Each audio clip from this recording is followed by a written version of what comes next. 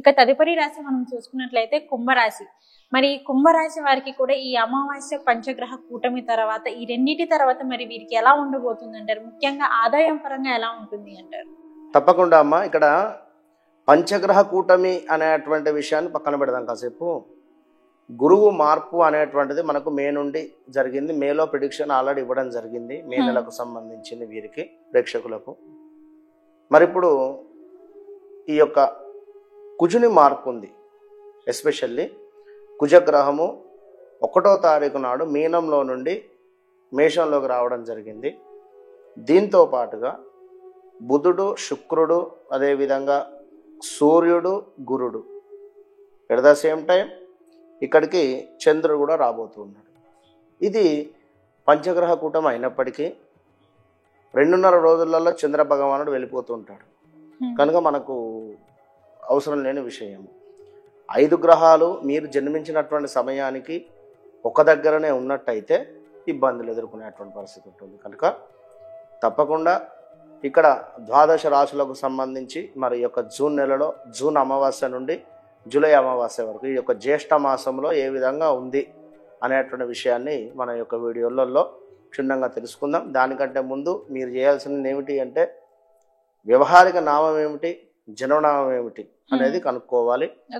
ఎందుకంటే ఇక్కడ వ్యవహారిక నామము రమేషో, సురేషో అయ్యింది. రమేషు అంటే వ్యవహారిక నామము తులారాశి, సురేషు అంటే శతభిష నక్షత్రము మనకు కుంభరాశి. మరి వీరి జన్మనామం వచ్చేసి లక్ష్మణో లేదా భిక్షపతో ఉంటే తులారాశి వస్తుంది, మేషరాశి వస్తుంది. కనుక మీరు జన్మనామం ప్రకారంగా, ఎందుకంటే ఈ ఇంపాక్ట్ అనేది పిల్లల మీద కానీ ఇప్పుడు మీరు ఉండేటువంటి పరిస్థితుల మీద కానీ ఉంటుంది ఖచ్చితంగా కూడా. ఎందుకంటే పుట్టిన సమయంలో ఏదైతే నక్షత్రాలు ఉన్నాయో, ఏదైతే జన్మ నామం ఉందో దాని ప్రకారంగా పేరు పెట్టకపోతే ఖచ్చితంగా ఇబ్బందులు ఎదురవుతాయి 100%. ఇందులో నో డౌట్.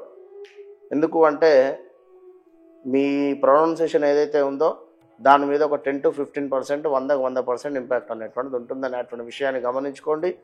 ఇక్కడ గ్రాచారం గోచారం వేరు. గ్రాచారంలో గ్రహాలు మారవు, గోచారంలో మాత్రమే గ్రహాలు మారుతాయి. విన్నరా? కనుక ప్రజెంట్గా మేషంలో కుజుడున్నాడు, అదేవిధంగా 2వ స్థానంలో గురుడు, అదేవిధంగా బుధ, శుక్రులు, సూర్యుడు, చంద్రుడు వచ్చేసి రాబోతున్నాడు. ఇంకా ఈ యొక్క రాహుకేతువులు, కేతువు వచ్చేసి కన్యాలో, రాహు వచ్చేసి మీనంలో ఉన్నాడు, శని భగవానుడు కుంభంలో ఉన్నాడు. ఇది గ్రహస్థితి. మరి దీన్ని ఆధారంగా చేసుకొని ఈ యొక్క జూన్ నెలలో ఈ అమావాస్య నుంచి మరలా అమావాస్యకి ఎట్లా ఉందనేటువంటిది క్షుణ్ణంగా కూడా తెలుసుకుందాం. కుంభరాశి వారికి లగ్నంలో శని రావడం చేత హెల్త్ ఇష్యూస్ కావచ్చును, స్టమక్ రిలేటెడ్ కావచ్చును, అదేవిధంగా ఇంట్లో అసలు చికాకుగా ఉండేటువంటి పరిస్థితి ఉంటుంది.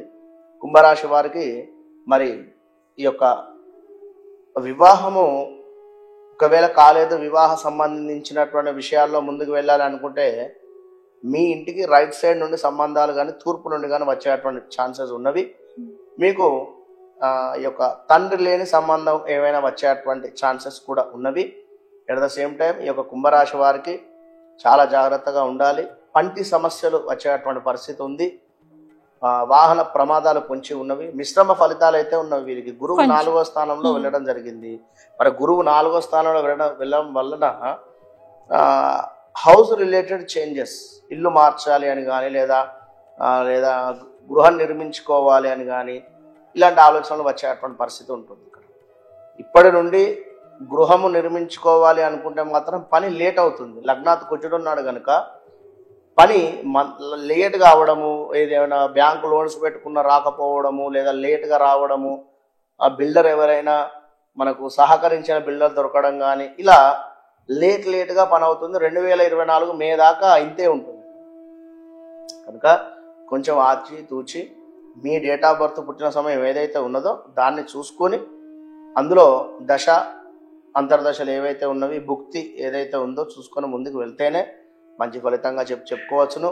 మరి ఇక్కడ మెయిన్ ఏమిటి అంటే కుంభరాశికి సంబంధించినటువంటి వారు లగ్నాతు ఈ యొక్క శని భగవానుడు ఉండడం చేత, తృతీయ భావము కుజుడి మీద పడడం చేత మీకంటే తక్కువ స్థాయి అంటే చెల్లె తమ్ముడు వారితో కొంత గొడవలు ఏర్పడేటువంటి పరిస్థితి అయితే గోచరిస్తున్నది. కనుక వారితో ఏమైనా ఆర్థిక లావాదేవీలు ఉన్నాయి అనుకుంటే ఈ యొక్క సంవత్సరం కానీ ఈ యొక్క నెల కానీ కాస్త ఓపికత ఉండండి. తర్వాత గ్రాచారం బాగుండేటువంటి సందర్భాలలో మాట్లాడుకుందరు. మరి కుంభరాశి వారు మీరు తప్పకుండా హెల్త్ రిలేటెడ్ ఇష్యూస్ అయితే ఉన్నవి. ఇది ఒకటి. కుంభరాశి వారికి జాబ్ మాత్రము ఈ నెల కానీ ఈ సంవత్సరం కానీ కాస్త పెద్ద ఇబ్బందికరమైనటువంటి వాతావరణం, బిజినెస్ కావచ్చును, జాబ్ కావచ్చును. కనుక కుంభరాశి వారు ఖచ్చితంగా శని సంబంధిత శని పాశుపత హస్త్ర హోమాన్ని చేసుకోండి.